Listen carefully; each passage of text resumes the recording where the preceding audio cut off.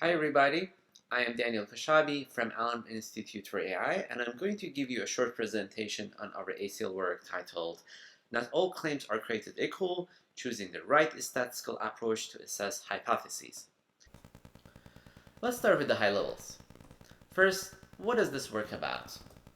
In this work, we go over several already known different hypothesis assessment algorithms and show comparisons among them. What do we mean by a hypothesis?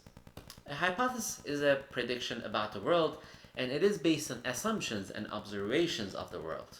For example, to compare to classifiers, you might do some empirical studies, and based on these observations and some assumptions, you might hypothesize that one classifier is inherently better than the other one.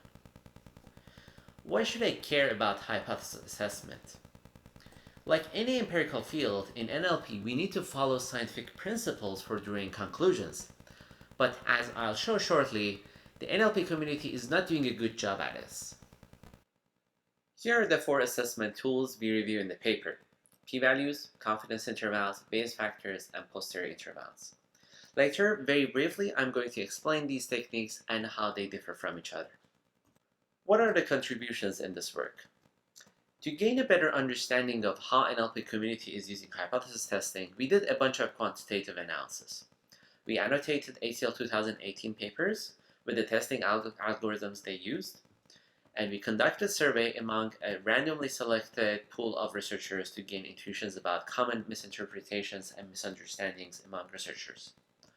What we observe is that there is a lack of awareness about various algorithms, resulting in a skewed usage of tools. Some are overused and some are completely absent.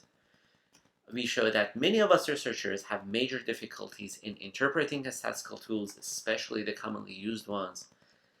And we pointed out several common misleading reporting practices, resulting in unintended conclusions.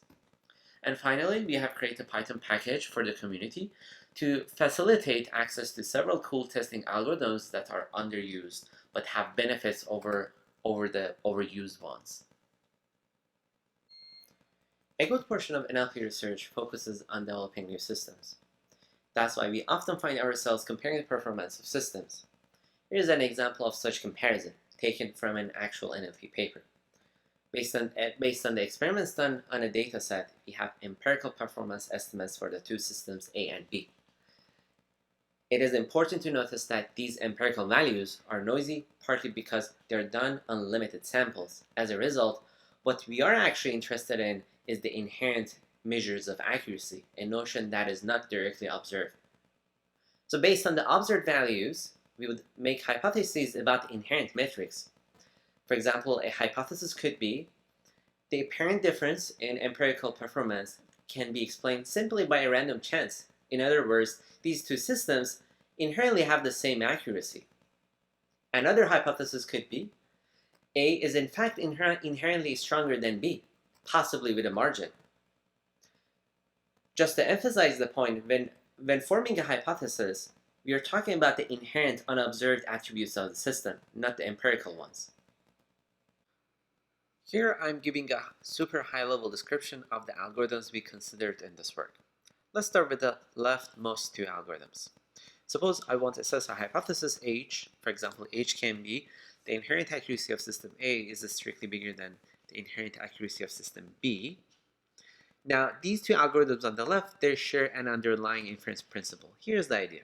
Let's assume that the opposite of the hypothesis that we're interested in is true. So for the given hypothesis that I have in blue, the opposite would be something like this. The 2 systems have inherently the same accuracy. Now, if this negative hypothesis is correct, if we were to repeat the experiment, what would be the likelihood of making an observation that is at least as extreme as our current observations? In the context of our NLP example, extremeness refers to the accuracy gap between the 2 systems. To show this idea in terms of equations, here's how it will look like. The probability of an observation that is at least as extreme as what we have observed, assuming that the negated hypothesis is correct. This definition is so important that we have a name for it. It's called p-value, and it is also used in the computation of confidence intervals. Now let's look at the other two algorithms on the right side. Again, here we want to assess a hypothesis H. The idea is that we are going to use the Bayes formula to compute a probability for the hypothesis of interest. To say this in terms of equations, we are interested in computing a probability for H given observation, and H can be something like the inherent accuracy of one system being bigger than the inherent accuracy of the other system, possibly with a margin. How we use the Bayes formula, I'm not going to talk about it here, but you can check the paper for more details. Not surprisingly, since these algorithms use the Bayesian principle, we call them Bayesian assessment algorithms. This is in contrast with the other group of tests on the left side that use the frequentist inference principle. Now that we understand some high-level notions about our algorithms, now let's look at two issues related to their usage. Due to the limited time of this presentation, I'm showing only two. You can find more details and comparisons in the paper. Let's start with the usage patterns. To better understand the common practices in the field, we went through ACL 2018 papers and counted how many times each of these statistical tools are used in the papers. Out of about 400 papers published in ACL 2018, around 70 papers use p-values, about 6 papers use confidence intervals, and zero papers use Bayes factors or posterior intervals. So what do these numbers tell us? Two key observations. First, many papers, more than 300 papers, did not include any hypothesis assessment tools in their papers, even though many of them are empirical studies. And second point, which is the focus here, is p-values. They're the dominant choice among NLP practitioners. Now the question is, what is the reason behind this imbalanced usage of statistical tools? Is this an informed decision to behave this way, or there is something else?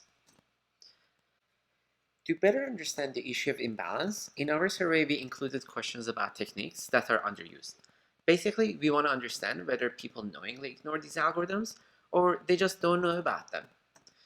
For example, we asked questions about the basic definitions of the terms used in the statistical tools, like Bayes factor. What we observe is that many people don't even know the basic definitions. The point here is that maybe we have a lack of exposure problem in the field, possibly because these definitions are not included in the academic curriculum of AI. Right? So to summarize this point, well, NLP community is overusing certain techniques, and one reason could be researchers' lack of exposure to the alternatives, which is one of the reasons why we are writing this paper, to increase awareness about different alternatives. Let's move on to the next issue, ease of interpretation. Let's go back to the definition of p-values, and remember that p-values are the most widely used hypothesis testing tool.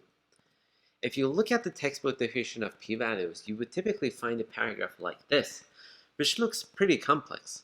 A natural question here is, do we really think that people understand this complex definition? So we wanted to test this in practice. So here's what we did. Going back to our survey, we included a question to measure this understanding.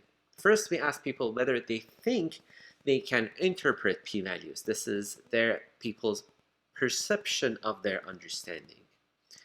Many people think that they do understand p-values.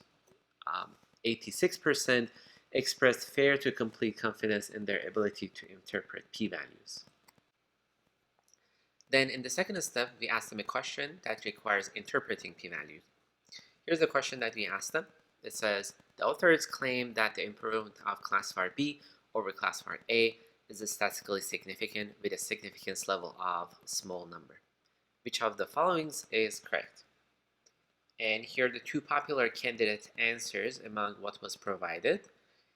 Now, we don't have time to go over all these candidates. You can check them later on your own time. But here's the correct answer for you. The key point that I want to tell you is that the popular choice selected by our participants is an incorrect answer.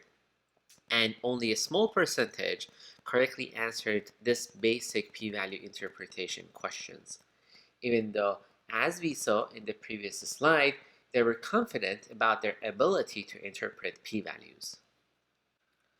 Moreover, there's something interesting about how people misinterpret p-values. Most often, our participants mistakenly interpret p-values in a Bayesian way. In other words, we ask them to tell us what this equation here means, which is the definition of p-values. However, what they tell us is what this equation is, the definition of Bayesian hypothesis algorithms. This may suggest that Bayesian techniques are superior alternatives in terms of ease of interpretation. To summarize the points here, while p-value based tests are the most popular choice among NLP practitioners, they're difficult to understand and highly prone to misunderstanding. On the other hand, Bayesian intervals, they're usually more natural and easier to interpret, which is why we wrote this paper to help people understand the alternatives and provide them with a software to make Bayesian algorithms more accessible. To wrap up this presentation, this work surveys 4 different alternatives for hypothesis assessment. We didn't have time to get into all the details. You can check further details in the paper. We provide comparisons among these algorithms, for example, whether they're easy to interpret or not, and several other aspects that you can read in the paper. And we compare usage patterns in the field. We do this in 2 ways: by surveying the field and by manually annotating a set of published papers in NLP conferences. Last but not the least, we have created the Python package for Bayesian statistical hypothesis assessment. Please give it a try and give us feedback. Thank you.